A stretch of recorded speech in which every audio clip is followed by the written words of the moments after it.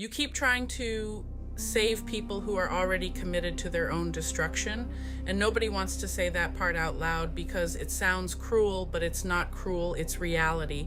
Because there's a difference between someone who is struggling and someone who has built an entire identity around expecting the worst, feeding the worst, and then calling it wisdom when it's really just fear dressed up as experience.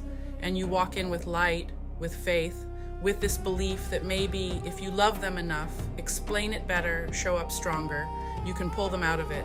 But what you don't realize at first is that you're not fighting their circumstances, you're fighting their agreement with those circumstances. You're fighting a mind that has already signed a contract with defeat and renews it every single morning. And the more you try to inject hope into that system, the more it rejects you. Not because you're wrong, but because your existence threatens the narrative they've made their home, and people will protect their familiar suffering harder than they will ever reach for an unfamiliar freedom, because at least suffering is predictable, at least pain they understand. But hope?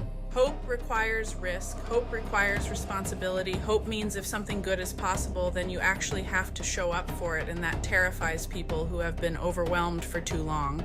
So they stay in the loop. Worst case thinking, self-sabotage, quiet resignation, and then they point to the outcome and say, see, I was right, not realizing they helped build the very thing they feared. And somewhere in there, you start shrinking, adjusting your tone, dimming your belief, walking on eggshells around their negativity like it's something sacred that must not be disturbed. And that's the moment you have to wake up, because you were never called to drown with someone just to prove you care.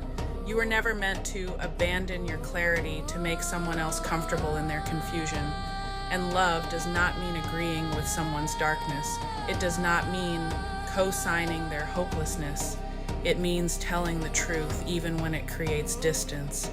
It means understanding that faith cannot be forced into someone whose hands are clenched around fear. It means recognizing that some people don't need more of you. They need a decision within themselves.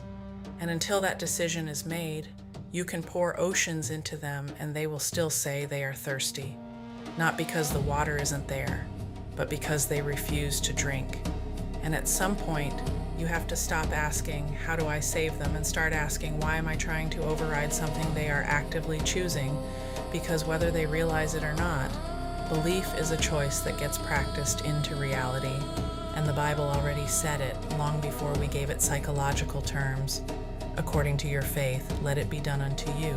So if someone has faith in loss, faith in failure, faith in everything falling apart, then that is the world they will keep stepping into over and over again until they decide otherwise. And you have to decide if you're going to keep standing in that gravity, or if you're finally going to step out of it and protect the life that is trying to grow inside of you.